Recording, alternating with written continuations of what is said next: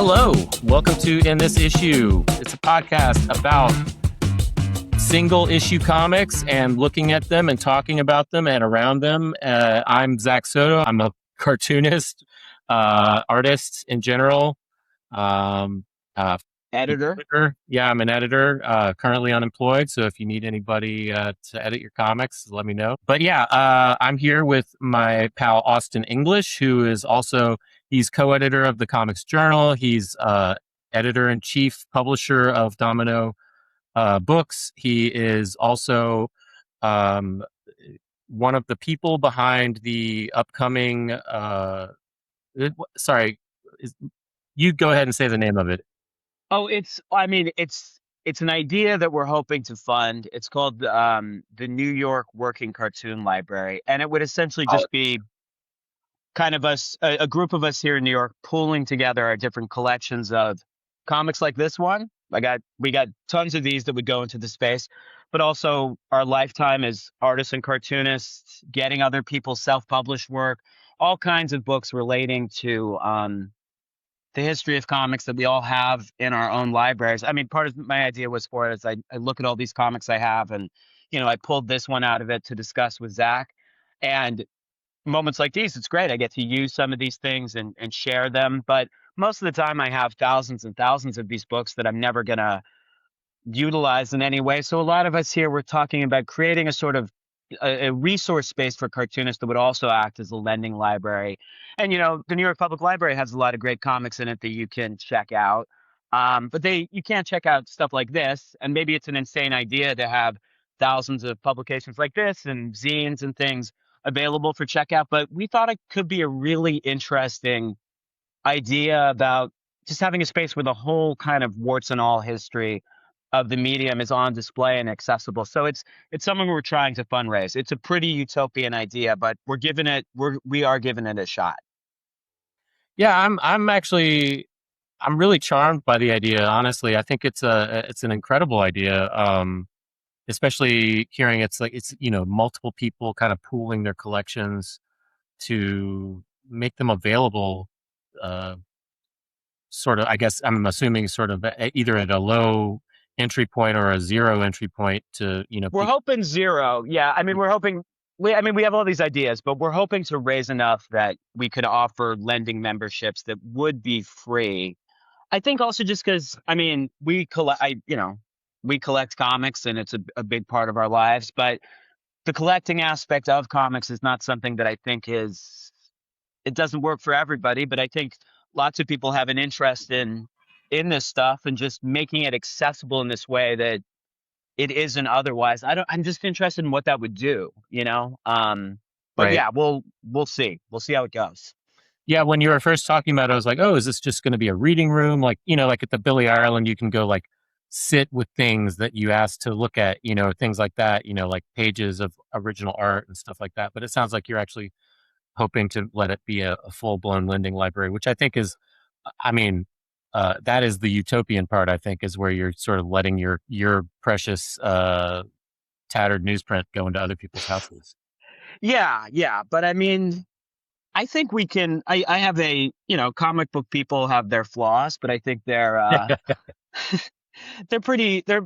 they're overall friendly and trustworthy. And, so we'll worry about the losing copies to theft aspect later. We'll see how bad, if this does come to pass, we'll see how bad the first month is. If we don't get anything returned in the first month, okay, we got to rethink things, but we're going to give it a shot. Right. I think it's really cool. Do you have like you have social media presence, et cetera, but like, do you have like a GoFundMe or something rolling, or we're doing a GoFundMe, and you can kind of get all the info on New York and nycartoonlibrary.org. There's a link to the GoFundMe there. And the Instagram is, give me one sec. I should know it off the top of my head, but it's like remembering your own phone number now, So gets a little lost in the shuffle.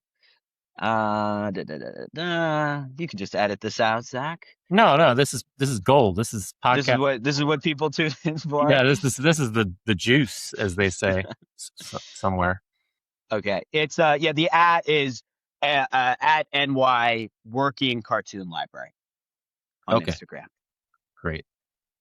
Yeah, and you are, as I mentioned, you publish comics, and you are also part of the cabal of nefarious comics elitists at the Comics Journal. Um, And I and can show you, I'm working on a new, I'll show you just what I'm working on in my studio. I've been working on a new book. And so I have all this work. I don't know if this is as equally podcast gold to show work in progress, but this is the beginning or maybe the mid part of a book I've been working on for a while. So that's I great. don't know how What is well this one called? that keep. I haven't come up with a name yet because I'm just like a third of the way through, but it's going to be a bunch of interlocked short stories and stuff. Right on. That's great. Yeah, and I guess I don't know if I said you're also a talented cartoonist. So it's like you're a jack of all trades here. We're jacking all the trades here today. Master of none. Hey, same. Well, anyway, so thanks for coming on, Austin. We previously have been you previously come on the pod to talk about Acme Novelty Library, an issue that we both enjoyed, and got some good talking out of. In the 3 years since the last time I released an episode, video has now become a thing. So if you're listening to this on just your local podcast catcher, it popped up in your RSS feed because you just had in this issue, from way back in the day, still sort of sitting back there, and you're like, oh, a new episode. Do know that I will have this posted as a video podcast on the various places that you do that, like YouTube and clips on Instagram or whatever, and all that kind of jazz. So this is a whole brave new world for me. But in the interim, in the time since then, it's just like everything is now sort of different. It's sort of everybody's pivoted to video at least a little bit. Maybe not everybody, but you know what I mean. It's kind of the thing. And I figured since we're talking about comics, well, hey, it's a visual medium anyway. It just as a note too, though, the plan is to be a little bit less granular in looking at these issues from as compared to, say, the older episodes. Anyway, I guess let's get into it. Sometimes I'm like, hey, tell me about this comic that changed your whole brain and made you rethink comics or whatever. But that's not tenable for like a repeat guest all the time, and that's also just, that doesn't necessarily have to be that way. And I always say that it could be, hey, what was your first X-Men comic or whatever. You chose Hellblazer. Well, you had two options. You had Dork number 7, which I think is actually a more formative comic for you, and Hellblazer 62. I could not find a copy of Dork number 7 in town. I live in Portland, and we have a bunch of comic book shops, and many of them have pretty good back issue bins, but I couldn't find it in my stacks. And I think that speaks well to that. Part of the reason I wanted to pick Dork number 7 is I think it's one of the best single issue comics I've ever read. I mean, it has the heft of a great graphic novel. It's just part of Evan Dorkin's one man anthology series, and I've read it so many times. But I'm kind of like that. That's the mark of a pretty good comic if it's not yeah, it available in hasn't been back issue sold. shops. It hasn't been Yeah, resold as a collection or whatever. It's nestled snugly in a Mylar snug somewhere. Um, yeah. Yeah, and I mean, like, I could find other issues of that series, but just not that one. And I was able to find a copy of Hellblazer number 62 at a long-running Portland comic shop, Excalibur Comics. Not my main shop, but definitely like a solid, good shop, and one that's been here kind of forever. I Um, like that shop. The summer I spent in Portland, I went there a couple of times, and I always felt really comfortable there. It was never too crowded when I was in there. Everything's very organized, and yeah, felt like a library in a sense. yeah, I Felt think like they had almost everything. their prices can be a little high sometimes, but they often do like half off back issue sales. And I think the one thing I don't like about them is that they bag and board all their new issues like, as like Mm. a week that they come out, which I think is a little counterintuitive, but it's a really good store. Other than that, I mean, I get why you do that, but it's like I want to flip through a comic. Let me Yeah. flip through the comic. Anyway, not to kibitz this institution, but hey, that's my 2 cents. Give the bags and boards for the new books suggest them at Yeah, the register. that's That's that's the my that's my take. It's like, oh, yeah. whatever. That's my old retailer hat coming on, I guess maybe. No, you're right. Yeah, but so anyway, so Hellblazer 62. The title of the story is End of the Line. It was published December 24th, 1992. Cover date is February 93. It is written by Garth Ennis and drawn by Steve Dillon, the rest in peace. Colors by Tom Zuiko. Letters Gaspar Saladino, and edited by Stuart Moore. This we're going to get into it at some point near a little bit later, but something that or maybe we can just get into it. So there's the main story. There's a safe sex insert in here, which we'll definitely get into. And then there's also the house ads. Yeah, the house ads are really interesting because this is the cusp of Vertigo actually happening. This is still a DC comic.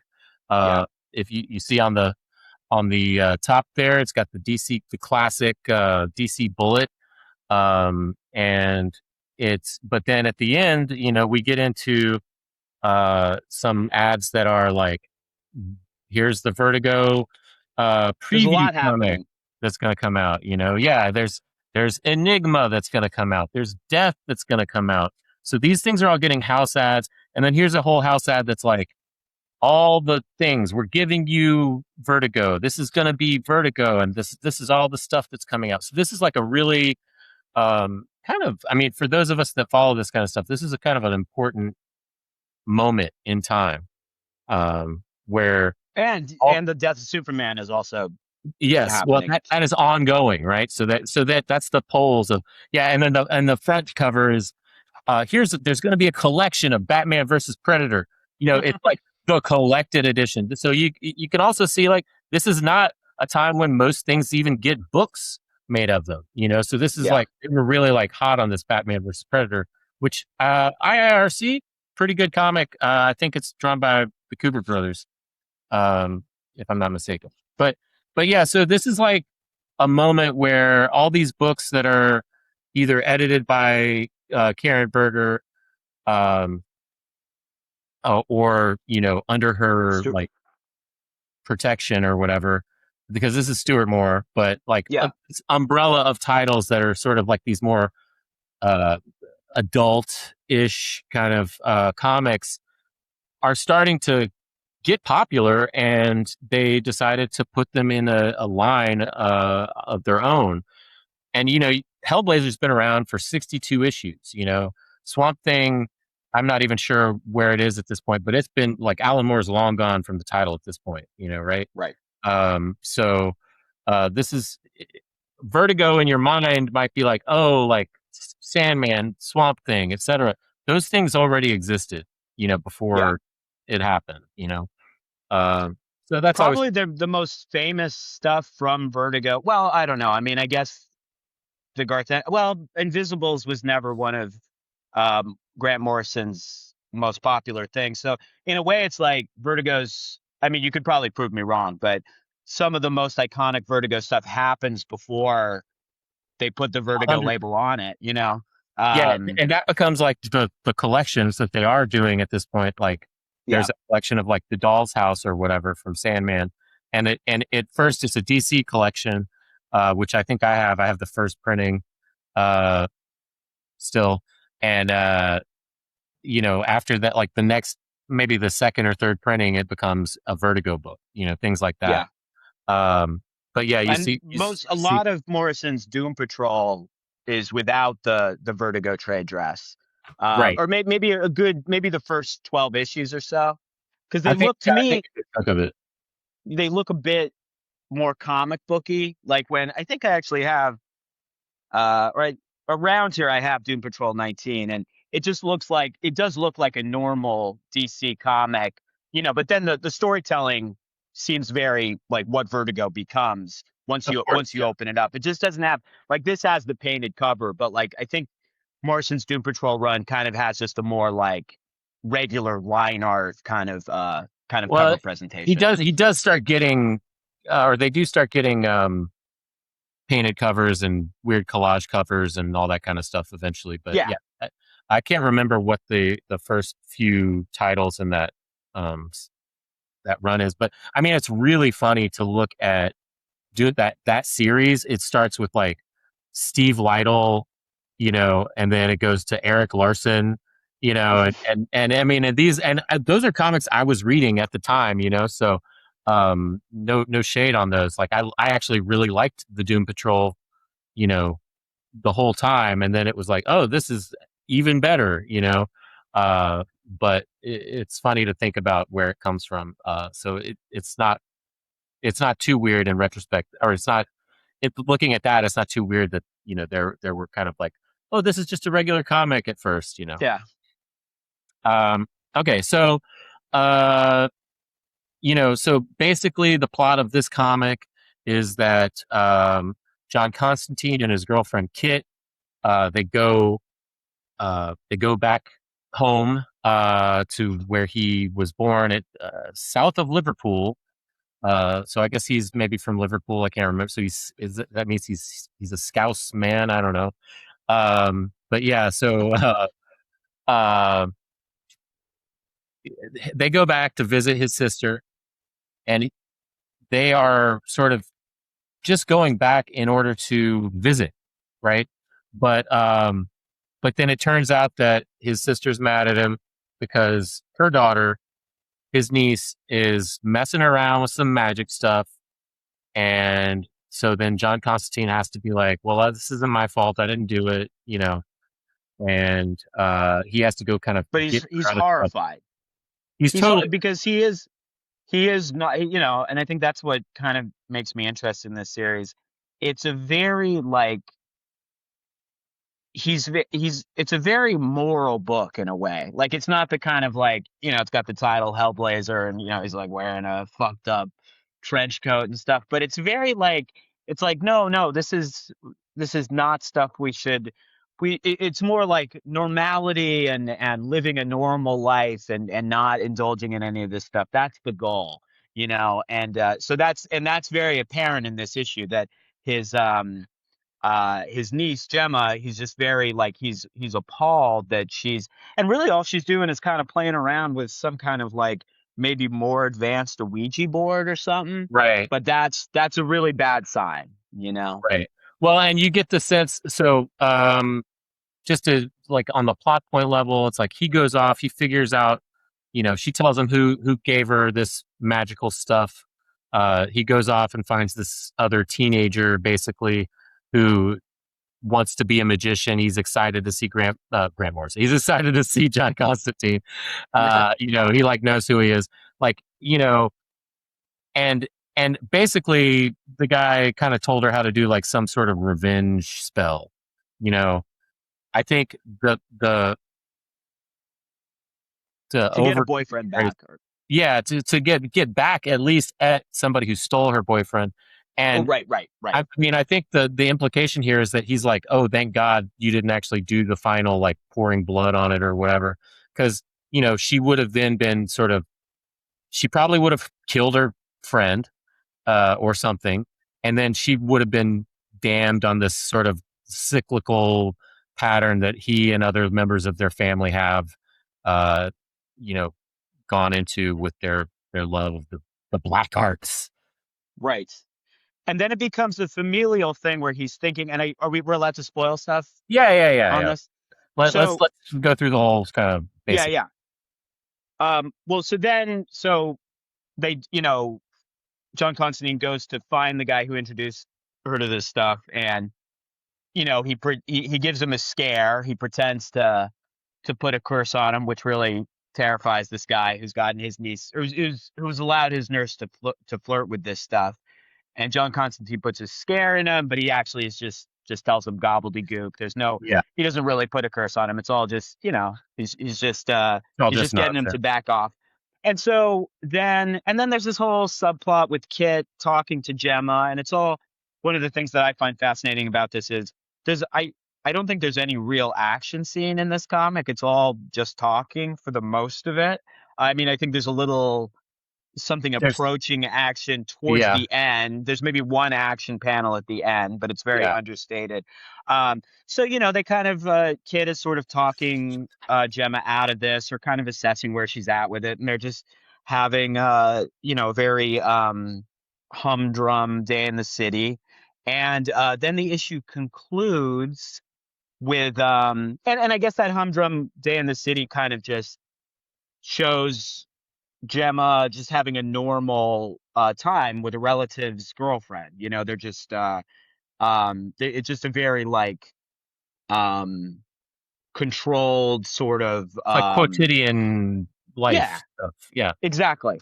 And so then the issue concludes with Constantine thinking about, he's into this stuff. His niece is potentially susceptible to it, but she avoided it. So he's thinking about the lineage of it, and he digs up a what summaries that you found online call his father, but it's a little. It seems like Yeah. someone. It's It not seems like not his more like a father. great grandfather, unless you know. Anyway, He's it's an he's an older relative older relative. Yeah. who's been deeply involved in this stuff. Very kind of dark arts sort of, and he's been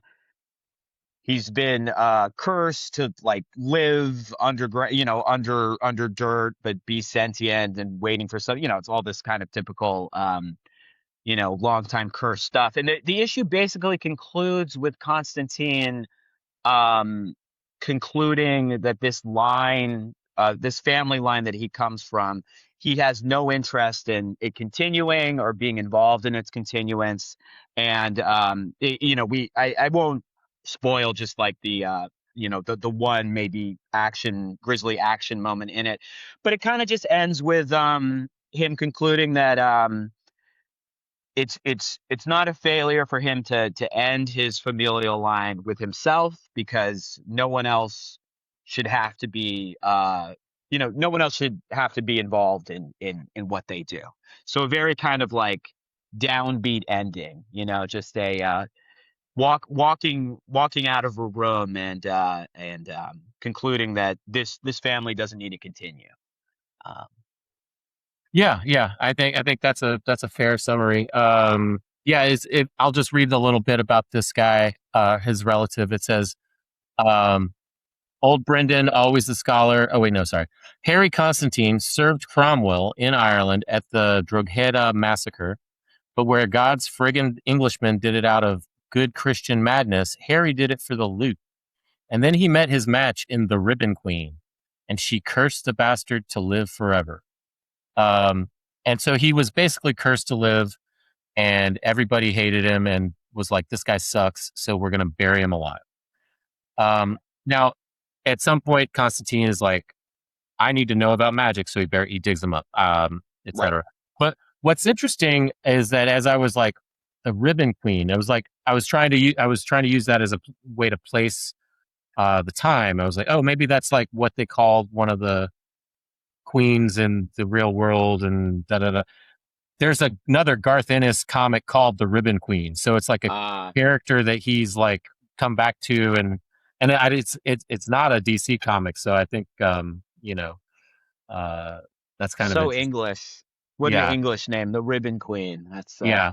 So he has some other supernatural sort of thing called the Ribbon Queen, so something to check out. So I Um, could interject with why I suggested this, mhm, if that works, yeah, Zach. I don't know if that's of interest to you let's. right at this moment, but I fucking I hate it. No, suggested tell that me. I suggested this because I I always, whenever I see a Hellblazer back issue that's Delano or Ennis, I pick it up. I kind of prefer Delano's run, but I do always enjoy. I have to say, this is not. If someone was trying to get into comics in any way, and I had a wide berth of what to recommend to them, maybe 100 comics, I'd never recommend this one. And Right. it's because it's a little clunky, and it's some of the ideas like that spell that you just talked about. It's pretty cliche, and there's very silly aspects to it, but it's close in a lot of ways. It's so close to what I wish more monthly mainstream comics were like, in that it's a very, and especially for Garth Ennis, because it's very quiet. I mean, it has this kind of like, you know, rebellious, anti-authoritarian, transgressive character in it. But it's I mean, first of all, it's such a contrast. Garth Ennis on Hellblazer is such a contrast to what he does later, and that it's very like the gross out factor is almost non-existent. I mean, even this being a proto Vertigo book, it's very like it could probably get past most censors.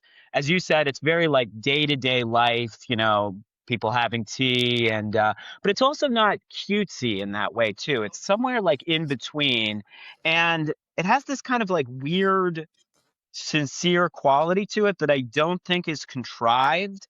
It's not Right. necessarily that deep of a kind of tone that way either, but I'm so like, it's right on the edge of something that I think is done perfectly. I don't know where, I think maybe the month by month nature of having to get this stuff out makes it a little too sped up or a little too tied up at the end. But it just there is something about it where I'm just fascinated by a monthly book coming out that has this kind of very peaceful tone, despite it being like super genre-y, but not a peaceful tone where it's like an Astro City sort of like nostalgic throwback kind of thing. It's Right. like a pulpy monthly comic, but it's pretty light on what you associate with a pulpy monthly comic. Yeah, I think so. And like even the stuff where it's like the supernatural stuff is it's so downbeat and uh like downplayed in a lot of ways. It's like, when he pulls this guy out of his, you know, uh, grave, it's almost cheesy. It's like he's got a worm continuously just hanging out of his nose. Yeah. It's like a very like like it's like a video game zombie, but like Fortnite, not like some more gory thing. It's very much like a oh, it's a undead man, like uh kind of just a cartoon character, really. Um, and you and and you feel kind of you feel a little sympathy for him. I mean, it's a very like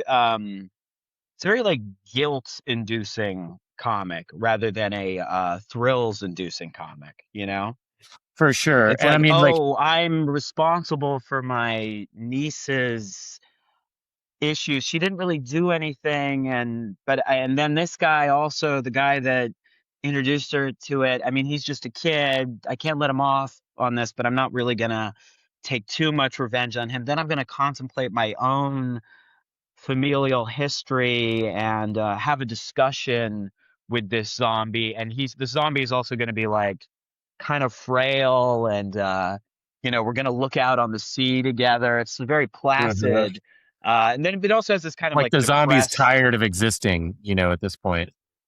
Yeah, and it starts off with like they're talking about a graveyard in Liverpool, and all the Irish Sea spews toxic shit across a lonely shore. So it's like it's not, it has this kind of like depressed English vibe, but like not gothic, just kind of like, I think it's still like Hellblazer at this point is still kind of working in that Jamie Delano mode, where it's very like, it's got that kind of like blue collar kitchen sink. That's what I like about Jamie Delano's run, where it's like it's very like kitchen sink sort of like it feels like a very lived in kind of like, not a bombastic thing. It's kind of like this dreary sort of universe that he creates for Hellblazer, which I think Garth Ennis, I don't know, I can only guess, but it seems like he liked that aspect of it, and kind of kept that intact.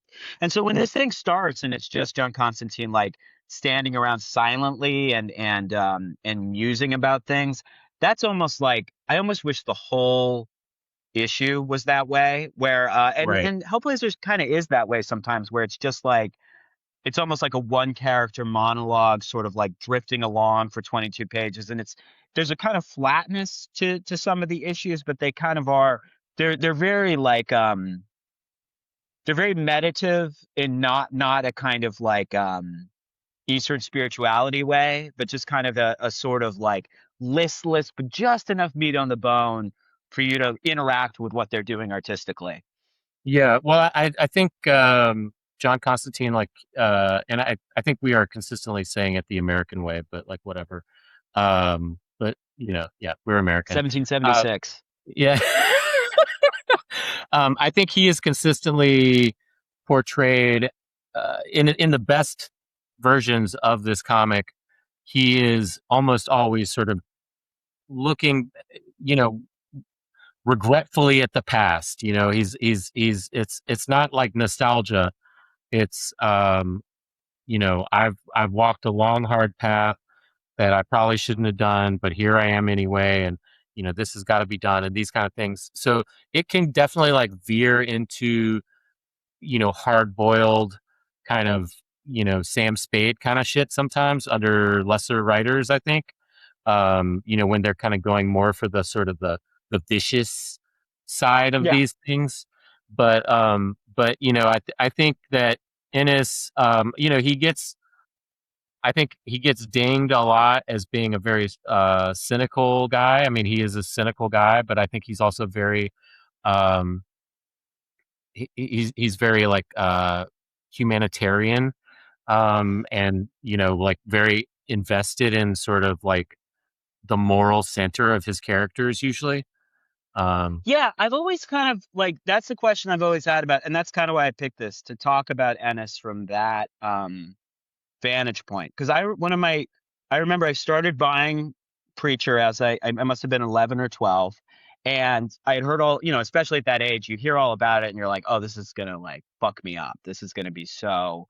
I'm not even gonna be able to handle this. And of course, there were like, there's edgy stuff from Preacher, but I was surprised at how kind of there's a sweetness to it too. I mean, it's definitely way more amped up to this, but so I remember the first few issues I read, I thought about that, and then I thought about how much sweeter it was than the way it was marketed, and I think that was actually why it was popular.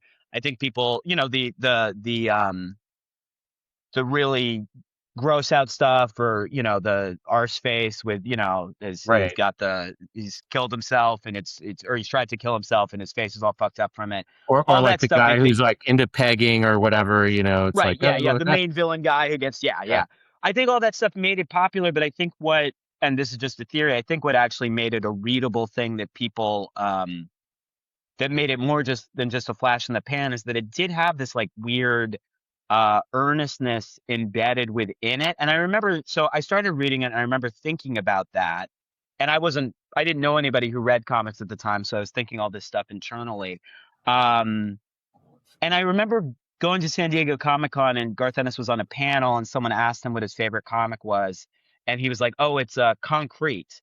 And I was like, "Oh, of course, that's you. You are just you're a real softie, like because I Right. love Concrete, and I love how and Concrete is kind of in a way has the kind of softness of this comic. It's very like, I mean, Concrete is of course much softer, but it's kind Yeah. of like it is like a one character monologue. It's very reflective. Right. And I think you're saying like John Constantine is always like filled with like regret about what he's done. It kind of has this weird like structure for, because it is more or less a superhero comic, but like in this issue especially, and in other issues, something will happen, and if it was another superhero comic like The Punisher or something would happen, and Frank Castle's going to react to that. He's like, okay, I'm this makes me mad. I'm gonna accomplish this. Whereas like in Hellblazer, it's always like an action happens, and then there's a lot of like inverted reflection around what to do. Maybe do nothing. Maybe do less than nothing. Hmm. Maybe kind of outwardly loop around. And you read enough comics, and the formula starts to be pretty deadening over time. But I guess Right. if you read enough of them, a little subversion of that kind of formula, and you get really like you really notice it. And so I think that's an interesting aspect to this. So I guess one thing we could talk about, like, I've never read The Boys. I've never read like the really, and I've dipped in and out of Ennis's Punisher run. Uh-huh. Um, but I know The Boys is supposed to be the most like fucked up one. I read one of the Fury Max ones, which I really liked. I thought that was really, I can't remember. I know there's two of them. I think I read the more popular one. The years Um, gone by, or the one it's where like a he's kind of 12 like issue maxi dictating into series. a, yeah, he's like dictating his like history into like a thing at the end of his Yes, yes. life, And kind of.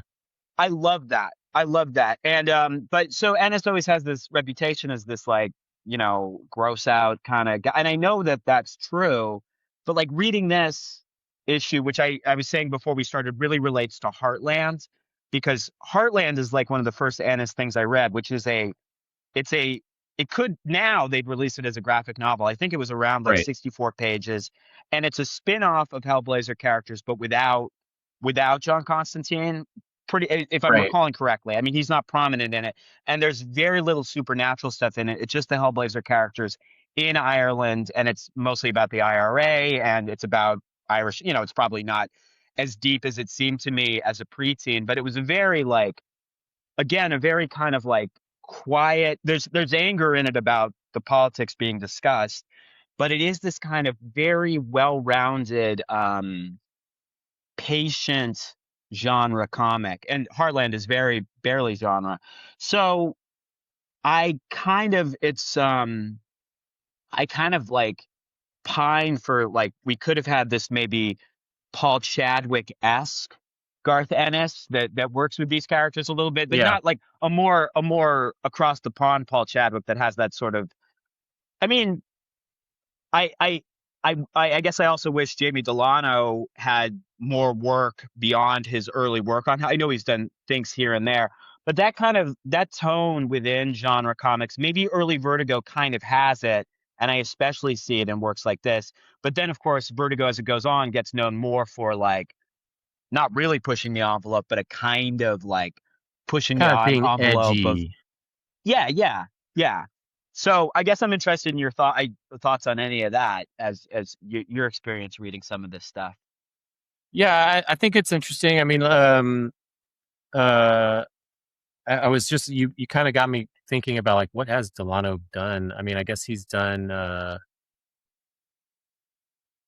some things, but I think the last comics he did were actually some crossed comics, which is also an Ennis thing. That's another one where you get like, oh, this guy like is an edgelord, is why people think, Right. Ennis is an edgelord. Which the cross books were actually pretty cool in my memory. Like I was retailing at that time. I remember liking the main series and some of the other spinoffs, but it became like a very money making thing. So it's interesting that he ended up his last published comic was a crossed spin-off comic.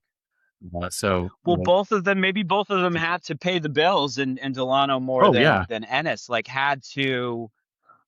I think they have that in them, that ability yeah, to. I think they can.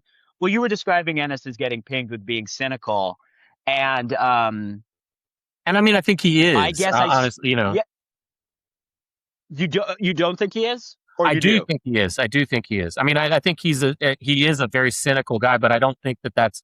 I think that people, um, it's easier to sort of like take some of the surface stuff, like say from the boys or crossed or things like that, where you're like, um, this is edgy, this is edge lordy or whatever, and sort of, if you don't like him or you don't want to like him, that's kind of like an easy brush to paint him with. But I think a lot of his work is very, um, you know, so, like it's concerned with a morality, even if he doesn't expect most people to sort of live by that morality. You know what I mean? Yeah. Well, that's, I guess, maybe the question I can ask you about this is, when I read this, and I totally know what you mean, but when I get to the end of it, I'm like, this is a very, I mean, I think you put it very well. There's a morality in it, and but I do think it doesn't make the morality that he's interested seem impossible to live up to. It's sort of like, it's approachable. I mean, and there's Right. something, if you're looking, I think I think some of what I'm thinking about now with mainstream comics versus alt comics, which I kind of departed from mainstream comics as a reader for so long, and only have really kind of like re-immersed back into the mainstream comics that I reared myself on, like to a more obsessive degree in the last decade. There is this kind of like monthly comics do have this kind of earnestness to them. I mean, there's something kind of, and the culture of mainstream comics too. There's always, I mean, there's all the gross aspects to it. There's all the, you know, mainstream comic book stores with a grouchy retailer and bad hygiene. We all know the cliches, but the tone of it, there is a kind of like, and maybe it's a silly kind of optimism, but there is like in superhero comics and genre comics and specialty shops in general, there's a kind of like weird, hard to define, like, I don't want to say kindness, but some sort of like naive optimism. I don't know if you're picking up on what I don't know if you recognize what I'm talking about. But I think so. Yeah, yeah. and Well, so I think that like we as comic people are often drawn to the, like, at least in the very beginning, especially like in America, let's just say that, people who are raised on mainstream comics, superhero comics, we are initially drawn to these stories about people like trying to solve problems, and I think that there's that. I think there's the fact that comics is sort of a bastard medium in many ways. Like it hasn't been a popular medium in a long, long time, and I think that so there ends up being also a bit of um, activist spirit about like, well, this is the art form that we love. This is the thing that yes, we want to preserve. We want it to persevere throughout past our lives, for comics to remain strong and not become a dead medium. And so like when you go into even like the worst retail establishment, usually there's some element of that that's not just, oh, this guy just wanted to like sit in a basement by himself. It's like there's a love there. There's a spirit there that's sort of saying, you know, come. Hopefully this person is well adjusted enough to be able to say like, hey, welcome to the shop. Maybe not though. And that's where well, sometimes even people being persnickety about that kind of stuff. Well, I don't know if I've told you this story before, but I was with a friend during the pandemic, like when things were easing up a little. We were like, oh, let's take a car to Long Island and let's just go to some shops that are open just to look for back issues, because people hadn't been out and about and things were starting to thaw a little bit about being able to move around. And we went into this shop and the guy was, we go in there and he's immediately taciturn, and we started asking him some questions and he softens up a little bit and he immediately launches into like a half-hour tirade on he's losing all his money. And we know comic book stores, and I've heard and am sympathetic, and we've worked in stores, we know how hard it is. So Yeah. I'm listening to this guy, I'm very interested, and he's talking about how he's worried about rent this month. And so I have a list of stuff that I'm interested in picking up, and I'm like, hey, well, we're here to buy stuff, do you have any of this? And he's like, I got it in the back, but I'm just too depressed to like get it out.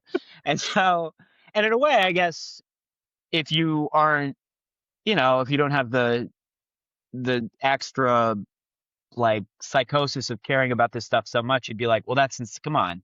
Like, if you want to make, like maybe you should run this. Yeah, But like it's like, I get it. you want to make rent. Right. But it's also like, I totally get where he's coming from. And Yeah. there's something about that there's a kind of weird counterintuitive, non-professionalism to the whole thing. Yes, And so 100%. yeah, with Oh, go ahead. yeah. No, keep going.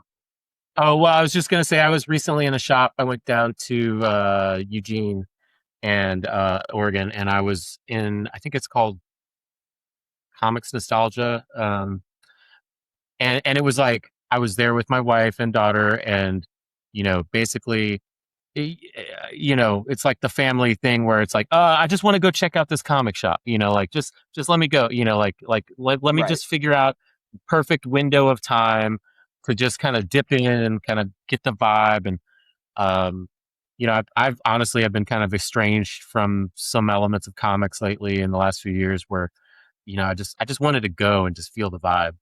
And it was perfect, right? Because and not for many people's experience, but for me, aside from the fact that it was like right after new free comic book day, so I think they were really cleaned out of like their dollar bin and their quarter bin and stuff. But other than that, it was perfect because like I walk up, you know, the sign is like handwritten on the window. There's like, backing boards with messages in it, like taped to the window. There's like posters for things that have been out for, a decade or more, like in the window when the posters are blue. All the colors have been washed out by the sun. Stuff like that. I'm like, oh yeah, this is the stuff. I know I'm going in here. This is the good stuff. Yeah. And there was like a long period where I was like, comic stores need to get with the times and be more like, Desert Island or Floating World or whatever, where it's like Right. it's a like a special place to be, or like locally there's like Cosmic Monkey, which has like everything from the indie to the, superhero. I mean, all these places kind of have everything too, but you know what I mean. Um, they need to be more like bookstores. Now I'm like, yes, and let's not lose those weird places where it's like this one guy just pays rent on this place so that he has somewhere to go and do Right. something like with his life. Because like, I mean, and I don't like, no shade to this guy, because I walk in and I'm like, oh yeah, and I like look around. There's like there's some things that are all out. There's like weird like New York Review of Comics things mixed in with like Liberty Meadows Omnibuy, and and like piles of things and all this stuff. And I kind of like look around and I'm like trying to catch his eye just to be like, thumbs up. And the dude never looks up from his computer, Right. like, and it was just like this whole thing where I'm like, okay, whatever, great, that's fine. Well, it's got I'm that like, oh, mix. It's got that mix instantly of like, you mentioned the New York Review of Comics thing. So he ordered something with it. There's something new within the last 5 years. yeah. Somehow a new book got it, but it's also Well, he's instantly got like, disorganized. the Absolute Comics or whatever, but like there's a new rack, but most of the shop is like whatever this guy's organizing principle is. It takes some puzzling out. We're Well, that's really what I mean. digressing here, Something I guess, new but immediately. No, it's good. yeah, Something new, like yeah, immediately, like disorganized. Immediately, like somehow the newish thing has no like. There's no logic to it. But okay, maybe we can right, relate it to this and like. Okay, the affection you have for that. I think once comics entered bookstores, I start to. That was like my maybe our first political inclination in our journey through comics that should happen. And then once it happened, we could spend a whole episode talking about maybe the dysfunction of that or how it didn't really there's something revealed once it happened that immediately doesn't work. And so then we have this newfound going back to the affection for the direct market. But you're describing that store and I'm describing the other store. And it's like when I look at a comic like this, I'm like, is it only nostalgia for a certain era of format? It has this specific cover stock, it has this specific interior stock, the colors are flat, it's affordable. You can pick this up in a back issue store for pretty cheap, so there's no investment into like yeah, reaccessing your memory of this kind of stuff. And the storytelling is, well, I mean, we should talk about Steve Dillon. The storytelling is like right on the edge of, it's still pre decompression. It's still got mhm, this kind of like, I mean, I don't know if Dillon is a great. I mean, it's almost like Steve Dillon is like going towards decompression before it happens, but it still has this Copper Age, Bronze Age kind of way of being where there's this whole saga to Hellblazer, but you can pick this one up. And even though this is basically a standalone, the other issues around this time that are connected to sagas, of course, if you want to read the whole story, you'd be better off doing that. But you can kind of plug in, even if you don't have the other issues, to a multi-part story. And so it's got all this like it's got all this embedded ways of being that I think you and I both respond to because it was the kind of comic that either was a few years prior to our first for me, I think like these were the recent back issues when I started getting into comics. Like a comic like this was just prior to my involvement in it, so it kind of had an even more special authority, this kind of style. Right. Or for you, probably the comics that you were reading right when you got into stuff. So I guess what I ask is, do I give this more patience to try to find the artistry in it than I would to something coming out now that's probably got maybe a higher level of artistry to it that isn't like Javier Rodriguez and Martian Manhunter, where I'm like, okay, well, this is essentially made for someone like me, and I totally Mhm. get it. Maybe there's some more like clunker type monthly thing that, because it's on slick paper and because the colors are a little more digital, that I just won't have. I have patience for this story in this comic, Right. even though I can get something out of it and I can focus on it and it'll make me think other things about comics in general. But I wonder how much of it has to do with the nostalgia for this specific, like the way things were published and looked then. And I don't know. I'm interested in your feelings on that. Yeah, I think it's really hard to unpack all that stuff because I do feel that pretty pretty greatly, the nostalgia for this era. I mean, I did start reading comics kind of several years before this, but this is definitely like kind of I was a teenager at this point. So, just you know, really sort of you're at that point where you're like 16, 17 or whatever, and you're like, I'm kind of like almost an adult, like this is the stuff that's happening now, and all that kind of stuff. So there's that. I do also think that there's like what you're talking about with the paper stock design, whatever. There's a certain unvarnished quality to this. I mean, like literally in the sense of the interior paper stock, but like there's like an unvarnished quality to this comic. Um, Yeah.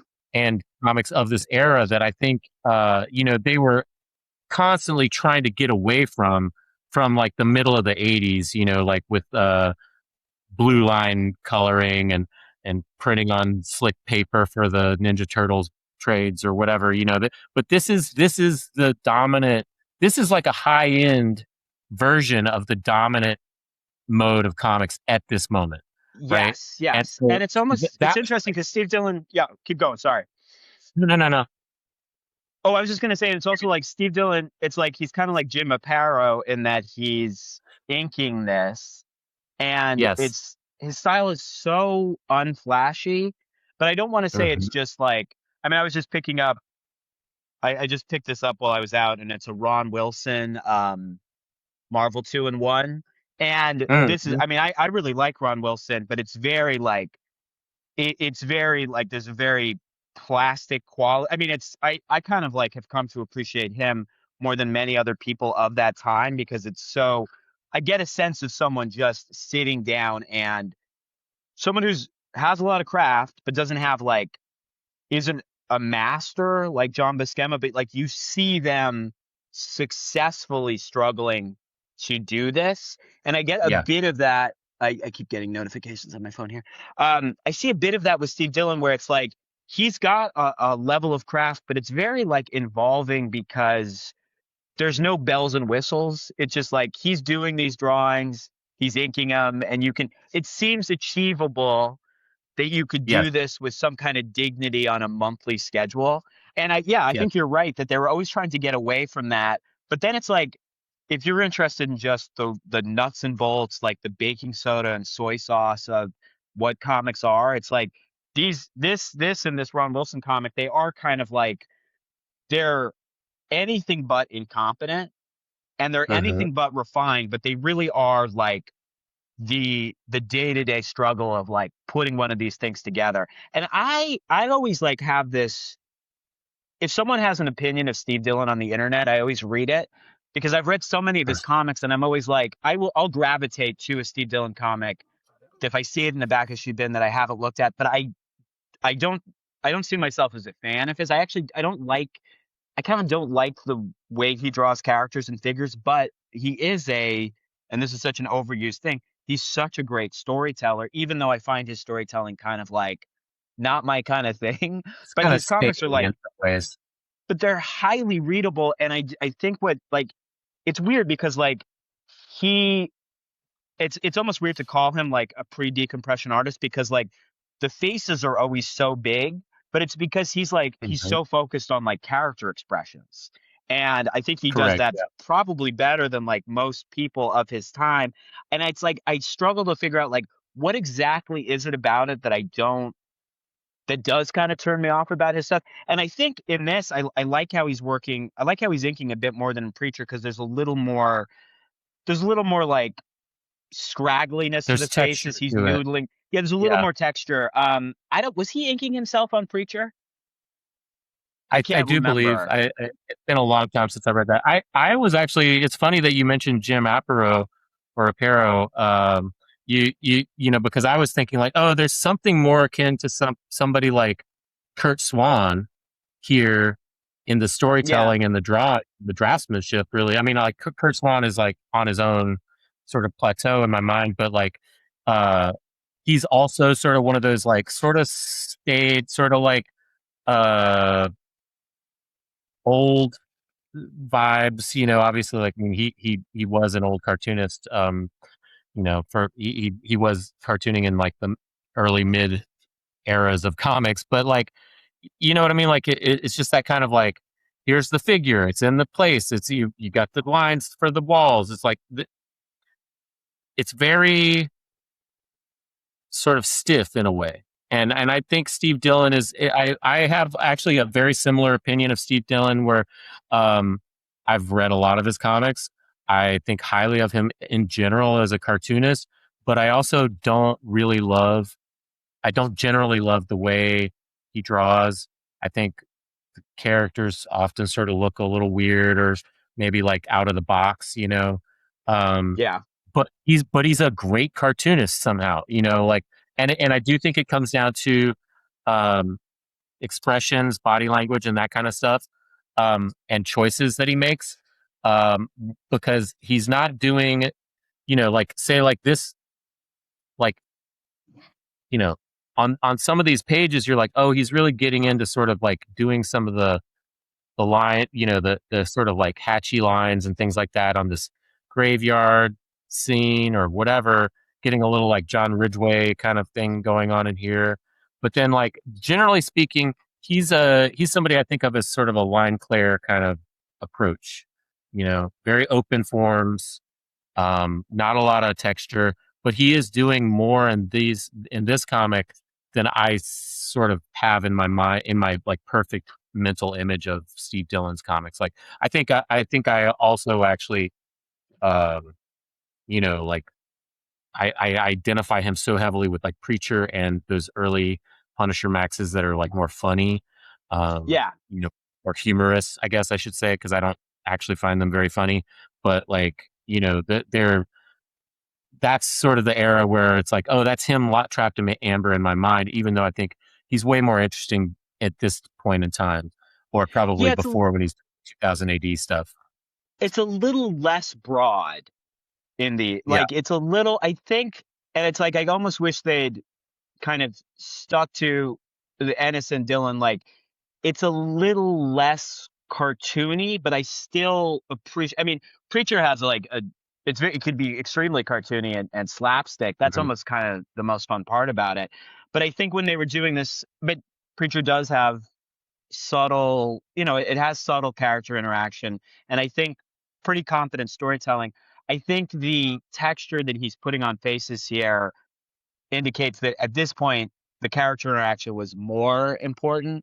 It's not that it didn't Yeah. it's not that it stopped being important, but just the kind of the emotional quality of what he's doing with people's faces here is the most important thing. And so and it's like I guess one thing if we're both like saying like we appreciate him, but it's not exactly like there's something about how it looks that looks kind of off. It's like I've been thinking a lot about like with the Domino store, if there was a customer there that was just buying all the most experimental stuff, which is the majority of what the store is, to show them something like I don't know if I'd be able to explain this kind of stuff as having merit to someone with that trajectory with comics. And I have a hard time explaining its merit to myself but I'm getting, and maybe this just happens when you get, you've read so much stuff in your corner of what you specialize in comics, and I really I want to try everything out. And I do think as I go back to things that I really tried out to an obsessive degree as a child and then abandoned, there is something about Steve Dillon that I do want to come back to, that in that I remember those stories holding together. And now I'm interested to see exactly how they held together and what about them didn't make them that vital for me to like come back to prior to now, But just the experience of sitting down and reading it, it's like I think there is that the romantic quality to it is it connects to the Jim Aparo thing where it's like this is the dream of doing a pretty well-made comic on a monthly schedule, and basically two people did it and they seem to be on the Yeah. same page, and there's a casualness to it, but it's not careless, and they're definitely engaged in it. And I guess I always come back to, if this was a TV show, I could care less. If this was an episode of a CBS Dr. Quinn Medicine Woman that came out around the same time, and there was a rerun of it, I'd be like, I can't focus on a TV show that's the same quality of this. But because it's a Right. comic made by two people, I can get more into, because if I'm watching, like, to me, it's basically on the same level of quality of like maybe a slightly prestige, but kind of like middle of the road CBS drama. But if I was watching Uh-huh. that, I'd be like, I can't really focus on anyone's intentions here because there's so many people in the mix. There's all these actors and there's tons of people that worked on this. Well, But there's with like this, production even if it, value that can yeah, detract from things. Yeah. but with this is just two people, so I can kind of push away like the cliche aspects of it and just focus on like these two guys building this thing. And it's something that I'm so interested in, like the art form of building these things. So here's an interesting example of doing this.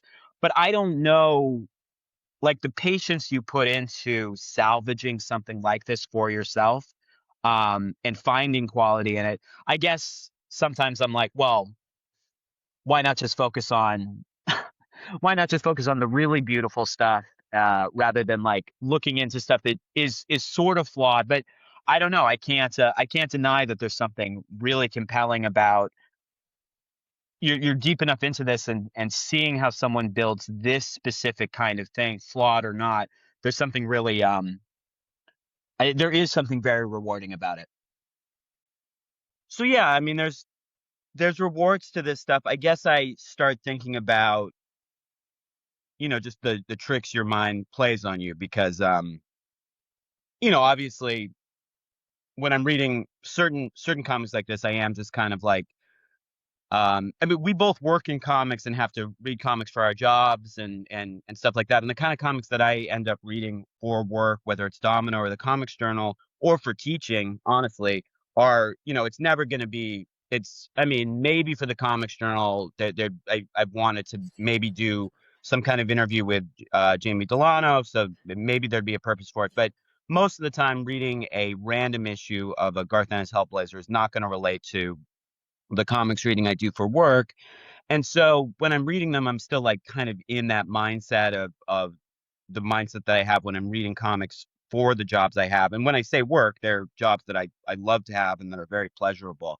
But then I start wondering about the tricks my mind is playing on me to invest something like this with maybe greater importance than makes sense. And there's this old roommate I had from 10 years ago, really, really smart guy, was really like, I don't think he ended up working in the film industry, but he was always kind of thinking about doing that. His close friends were like really, really involved on like, doing production on kind of prestige movies and stuff. So he was in that world in the city. And sometimes he'd come back to the apartment and he had seen a movie that I was really interested in, like Bellatar's last movie, The Turin Horse. And he'd come back from the premiere. He'd had, and he'd have really interesting things to say about it and really, really loved it. But then other times in the apartment, he'd be watching like Modern Family, and he'd be applying the same kind of, he'd be taking it just as seriously. And I'd be like, wow, I mean, I can't follow him here. I'm Right. interested in what he's saying, but I'm not. I'm not going to take Modern Family seriously, but because we're so in love with comics, it is kind of the same thing. Like what I'm doing with this is the equivalent of that, and of course I don't see it that way, but that's the way I can justify it to myself. Like, you get so into the nuts and bolts of this stuff, and not in a technical way. Not, I mean, we're not doing a podcast where we're talking about like what kind of nib Steve Dillon's using for some of this texture on these faces. But we get into the storytelling of it, not in a like, oh, I endorse this kind of storytelling. Comics should have this kind of storytelling, but the kind of interesting the story of what's changed in storytelling in commercial comics and art comics over the years. And so I can find an interest in it, but then I kind of wonder like, you know, there was a time maybe 15 years ago where I wasn't looking at this stuff hardly at all. Maybe, working in a comic book store, maybe I'd read a random back issue at lunch or something. But yeah, I kind of wonder, there's only so much time you have on the planet, and sometimes an overinvestment in stuff like this and trying to find what makes it worthwhile. Sometimes I wonder if I'm just kind of like diverting, just playing a trick on my own brain, I guess, if that makes You're any just like sense. wasting water or electricity or whatever on this sort of Yeah. pointless, And it doesn't Yeah. feel that way, but I wonder about it. Well, I mean, I think that's like a valid question, obviously, but I mean, I would also put this issue of Hellblazers like a little bit above an episode of Modern Family. Um, Yeah. but again, that's my prejudice. Like that's I don't have anything against Modern Family. I don't think I've seen an episode or anything, but I know what it is, quote unquote. Well You made. know, I mean, the right? beats are there There's and craftsmen and yeah. craftspeople like doing the writing, the lighting, the directing, etc., the acting, and it's like high level, I'm sure, right? So I mean, I think it's a good comparison. But I guess I just mean like my tastes, of course, are for comics. I Right. definitely like watch my fair share of trash and or like I doom scroll and look at reels on Instagram and dumb shit. So I think I already part of this podcast is actually me being like, let me reclaim like some of my brain power, like and re like focus it on comics again. I've been parenting and things like deep in the weeds and all that stuff, and so a lot of the time it's like all I can do is sort of just like look at the Right. phone, or watch an episode of something, and there's nothing wrong with any of that, but like you say, it's like we only have so much time, and I'm like 50 now and all this kind of stuff. And I'm like, oh my God, like how much time do I have left? Um, so Yeah, I'm rambling about my own shit, but I hear you, with that. I think that it's like, there's critics and or recappers or whatever who follow all that stuff religiously. They understand the details of the minutia of like the Modern Family-esque shows, what's happening in those shows and all that stuff, and there's an industry around that. Um,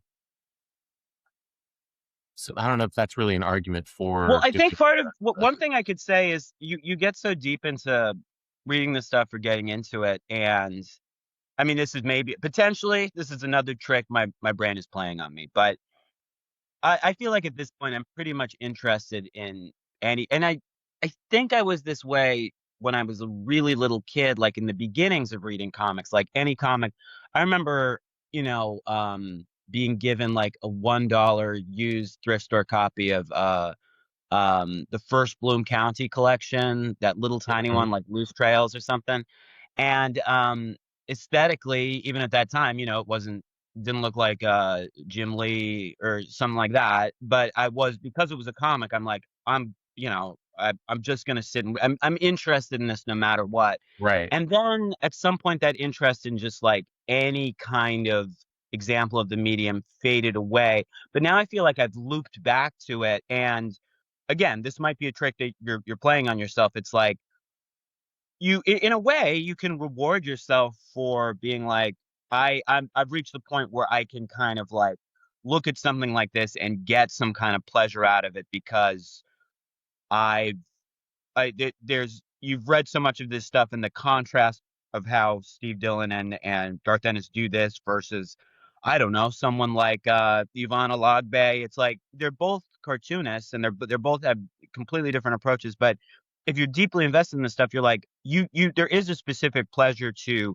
just seeing different approaches. But I guess the fear is that it's not so much a fear, but like not having any critical apparatus and being like, I'm just interested in all of it, which is Right. definitely not Right. the case. But I can sit.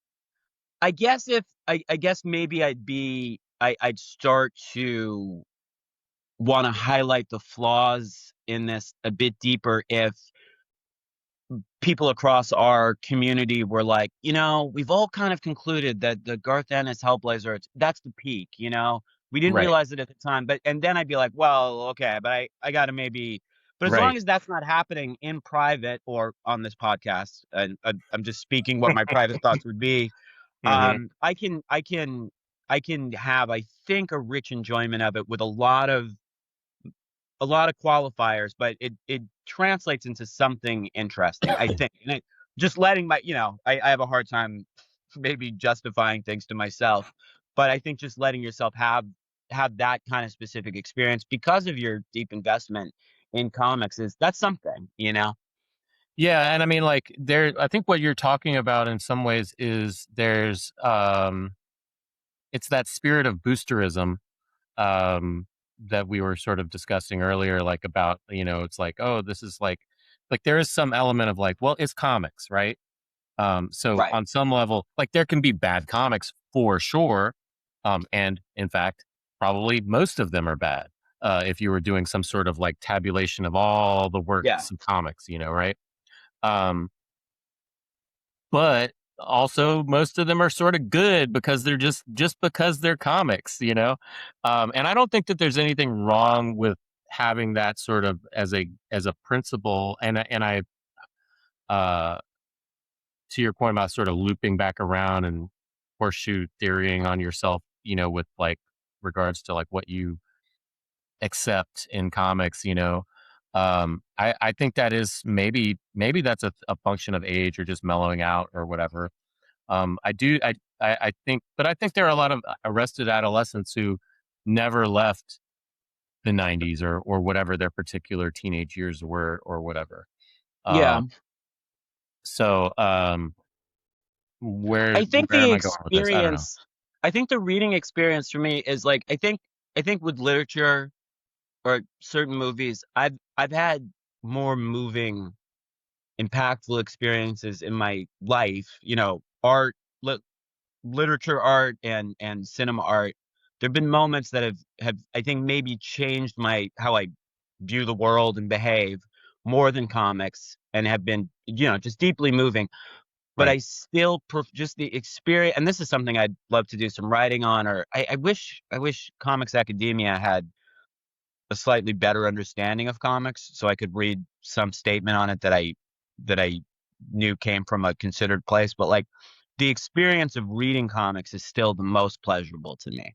So anything Right. that can deliver that experience, even if I'm not necessarily, my life isn't moved in kind of as seismic ways, um it's still such a pleasure. Yeah.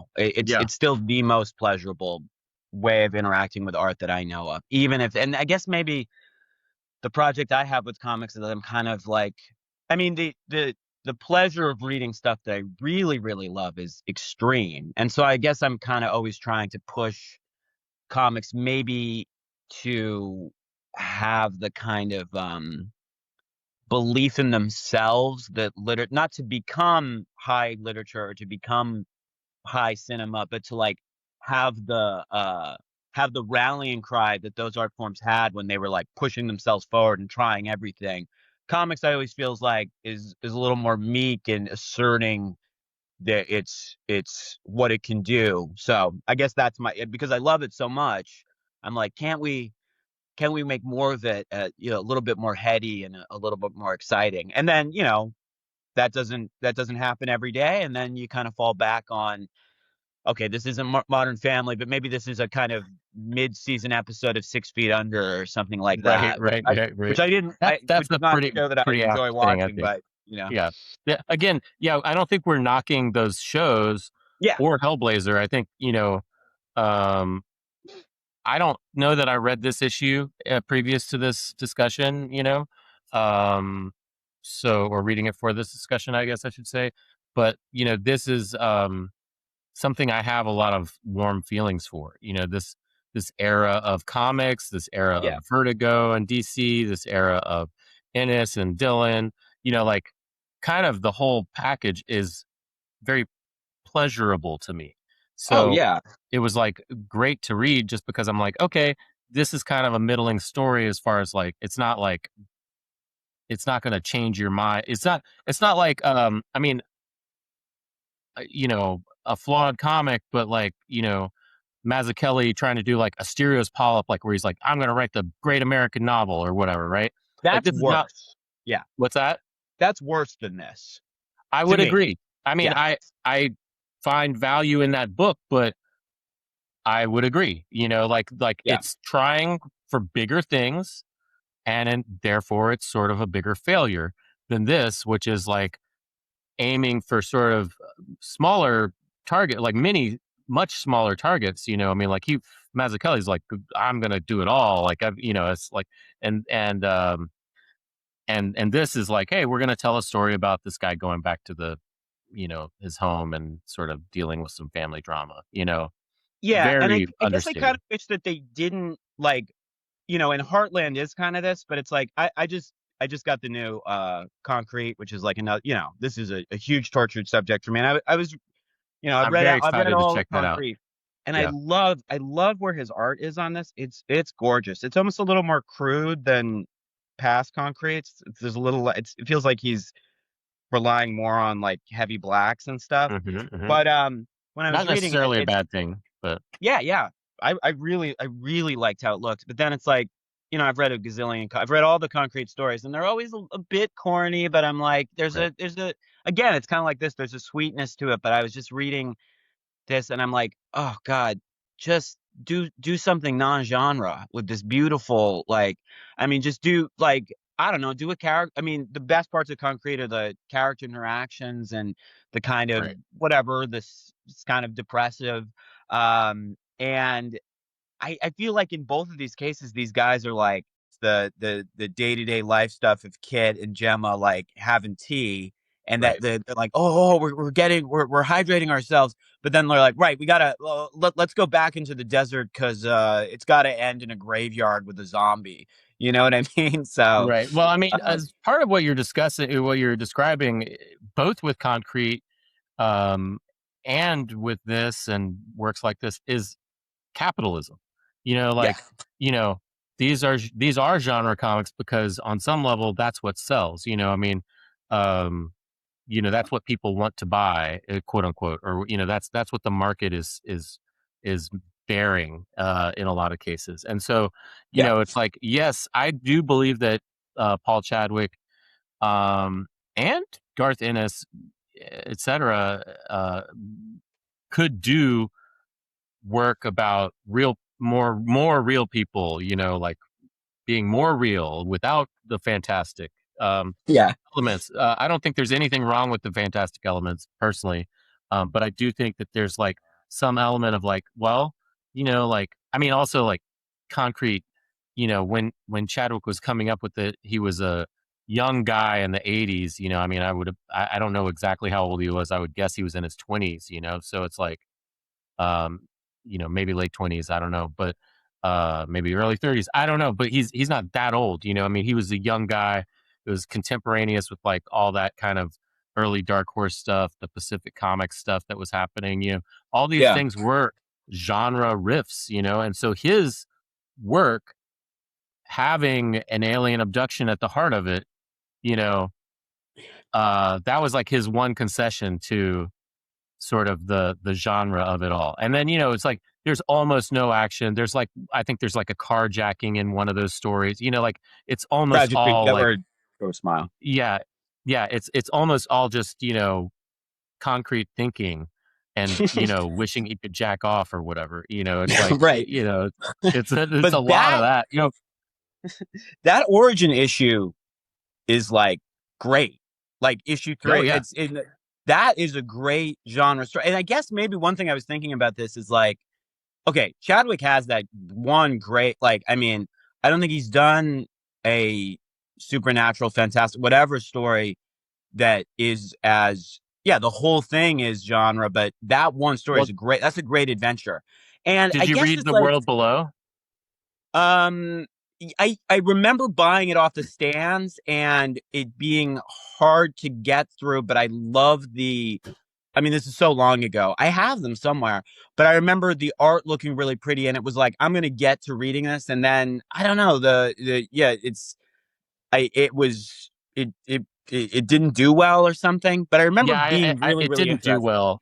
Yeah, It was like it was too artsy for the people he was probably targeting, and then it was like not artsy enough for like the other people like you maybe.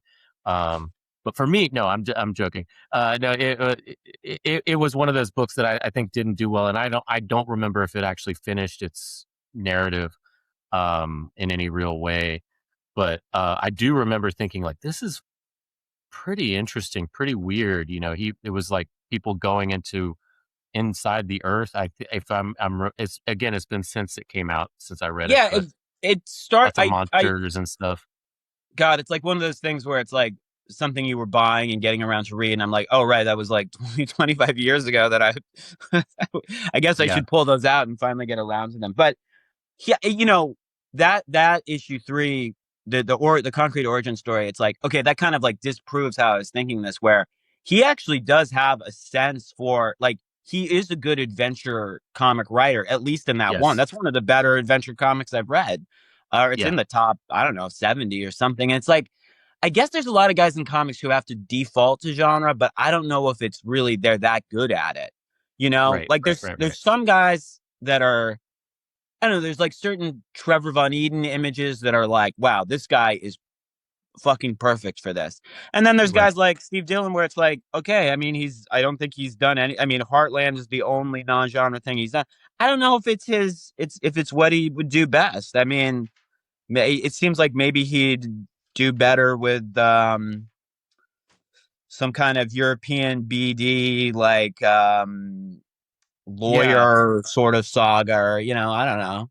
Well, there was a period where Dylan was getting a lot of work, sort of post Punisher Max, like doing more Punisher or other superhero stuff, and it was always like, I don't know, Yeah. like who is this? I mean, I want him to be working, while he was alive. I want you to work. I want you to get the gigs. I want this, I'm always happy that you're producing work and da da da. But does this seem like something that you're either suited for or enjoy?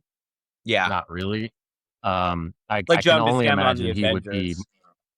Yeah, yeah, exactly. It's like I don't think I don't know that he needed to, but Steve, I don't know. It's like Steve Dillon doesn't need to be drawing Bendis scripts or whatever. Right. Um, Yeah. so And there was a period where that was kind of what he was doing, not literally necessarily, but but that kind of tone, that Bendis tone. And it's like, yeah, one other thing we can say about him, I was on I think a message board, and he came up, and I said something that I kind of thought, I thought this is how most people thought, but I'm like, yeah, Jason Burrows is like the stronger version of Steve Dillon, but I kind of prefer reading Steve Dillon. And people were like, no, yeah. no, no, he's way less talented than Steve Dillon. But to me, it's like, if I if I was a I think they're writer, of and a lineage.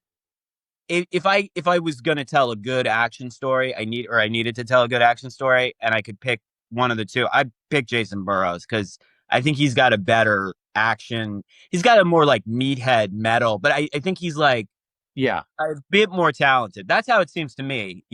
I actually understand what you're saying. I mean, it probably does sound like heresy to a lot of people, especially people who just sort of dismiss Burroughs as a avatar jobber or whatever. But I mean, I think a lot of the success of say something like Cross, which we talked about, it's all down to, Jason Burroughs, Yeah. it's all down, like any of those books that does, he has a very similar sort of stiffness to the body language, and I would say Dylan is much better at sort of the emotional part of it, but he pays attention to that stuff. Like Burroughs pays attention to that stuff. Yeah. He's pretty good at that stuff. And then he excels at the action and like, oh, I want to draw like all the broken glass and all the, it's like Steve Dillon plus Jeff Darrow a little bit, A little, yeah. And it's like when I read Providence, I'm like, oh God, I hate this art. I just gotta slog through it. But then at a little bit as I'm deeper in it, I'm like, you know what? No, this is the right choice for this. Maybe it's just that I hate the coloring, the kind of, the Yeah. paper that company uses. Yeah. I Avatar, think right? all those They're aesthetic, that, yeah. yeah, And all those so, aesthetic but considerations are pretty much bad usually. yeah, but it's like, but if I can suspend all that and just I'm like, yeah, this guy's some of the grossed out stuff in Providence and it's prequels and stuff is like that's actually I don't like looking at it and it seems a bit like there's something about it that I object to, but I'm like, no, that's actually Steve Dillon couldn't draw some of that Providence stuff convincingly, even though he's done Right. gross out stuff in Preacher. But it's like with Jason Burroughs, it's like I actually am a little creeped out read like paging through Providence because it's like there's something that's like so alien to me about his style, Hmm. and so not my own kind of thing where I'm like, yeah, anything could.